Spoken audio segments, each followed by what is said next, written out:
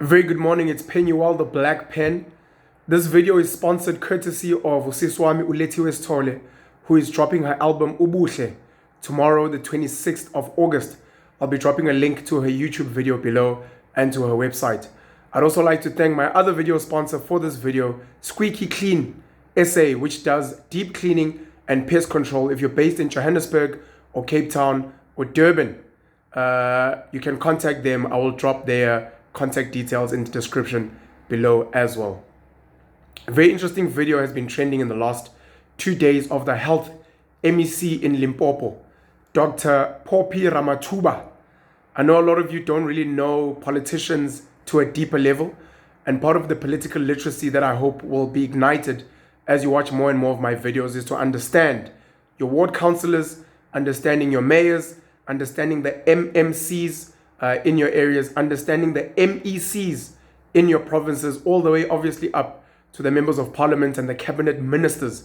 I think that's fundamentally important. So Dr. Phophi Ramathuba is the MEC of health in Limpopo, and a video was trending where she was speaking to a Zimbabwean national that was in one of the hospitals. I think it may have been in Bela Bela.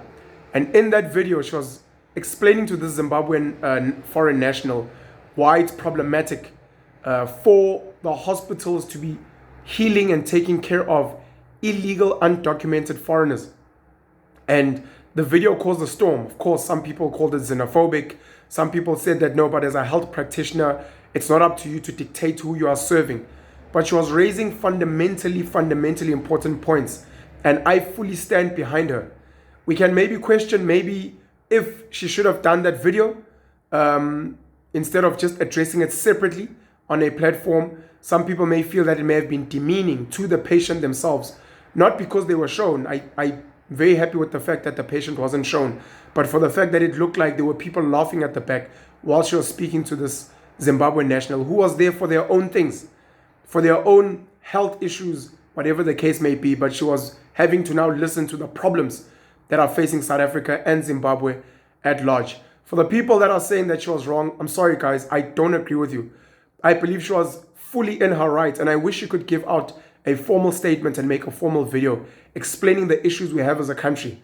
The ANC government, along with the opposition, the DA, and other opposition parties like the EFF, unfortunately, are failing us in governing this country as a sovereign state.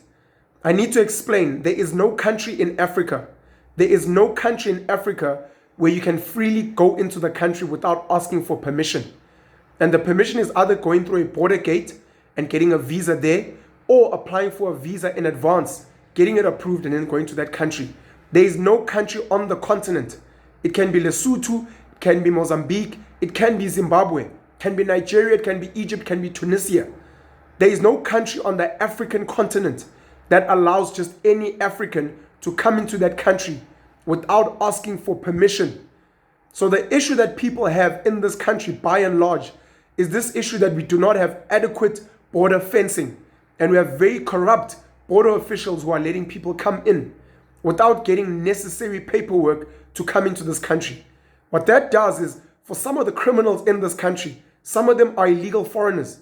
As we've seen with the gang rape that happened, sadly, in Krugersdorp, where it was found that it could be Lesotho nationals that are there.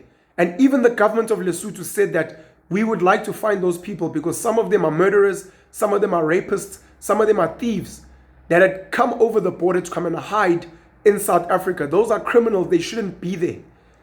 So our government, largely dominated by the ANC, is failing to create adequate border fences and to root out corruptions at the borders. And then additionally, there's corruption at Home Affairs. There are illegal foreigners that come into this country and then they bribe their way into getting maybe IDs, into maybe getting some kind of permits to be here, but they shouldn't be here. At the lowest levels, just for you to understand, to get into this country, you need to have either a work permit, or you need to have a student permit, or you might be on a tourist visa. If you're seeing a Zimbabwean national that is cutting hair, that is running a hair salon, that is doing any other odd job, if you see a Pakistani running a spaza shop, as an example, those people are not here legally. Because I think, and I stand to be corrected, You need to have brought in maybe 40, 50 million rand to get a business license to operate in this country. And you can only imagine you wouldn't be getting that business license to be running a spaza shop. You wouldn't be getting that business license to run a very small hair salon or to be selling fruits and veggies on the street. So we've got a huge problem. And Dr. Aaron Motsoaledi, who was also, who used to be the Minister of Health and is now the Minister of Home Affairs, has been raising this thing. Of course, pressured by the likes of Herman Mashaba when he was the mayor of Johannesburg under the DA, pressured by Nhlanhla Lux and Operation Tutula and the Soweto Parliament, pressured by Gayton McKenzie and the Patriotic Alliance. We have a problem. And South Africa has got a limited budget to help South Africans and maybe legal foreigners that are here as well. Most of the legal foreigners that are here are probably on medical aid because they have a work permit which makes sure that it takes care of their medical needs. South Africans, by and large, 90% of them do not have medical aid, cannot afford medical aid. It's only for the elite 10%. So 90% of South Africans rely on public health care, the clinics and the hospitals and medication.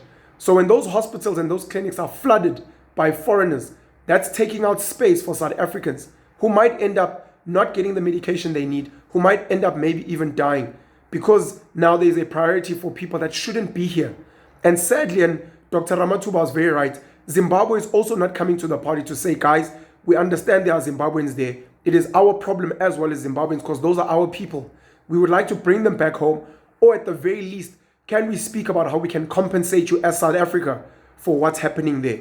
We can maybe put up a budget and send it for health and send it for security and send it for other reasons. And maybe Zimbabwe themselves should be helping to build the border fences.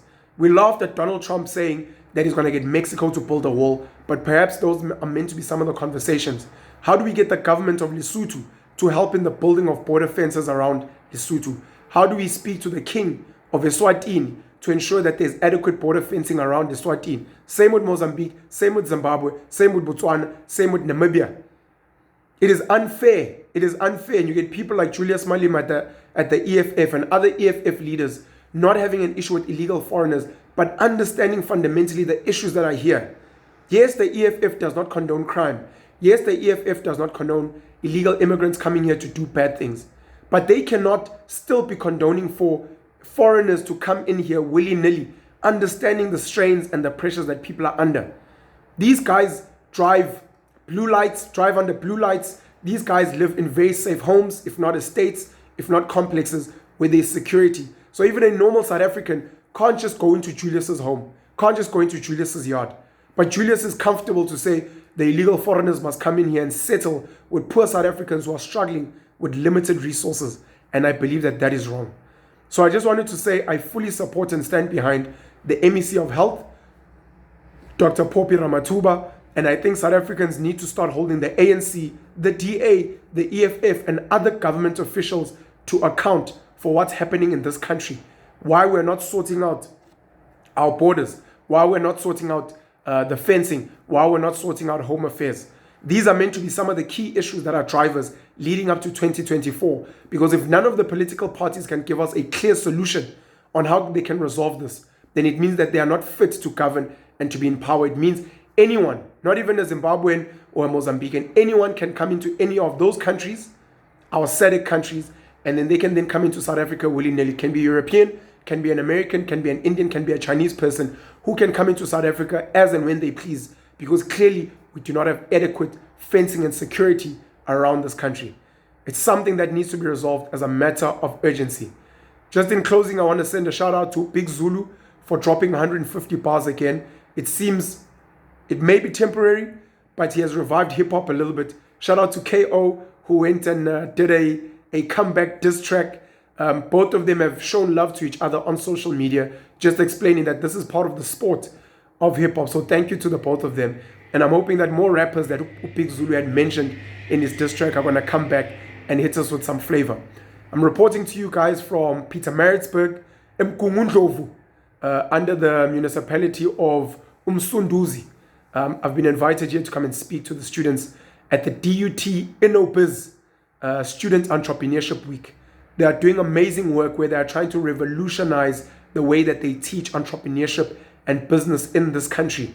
And they seem to be an innovative leader in getting the students to not only just do the theory, but they are getting the students to start projects. They're helping the students to raise seed funding, and they're trying to get mentors and access to market for the students. I think that is quite innovative. I think it is quite revolutionary, and I'm hoping that DUT is going to be one of the leaders in the country on how entrepreneurship should be taught at a tertiary level.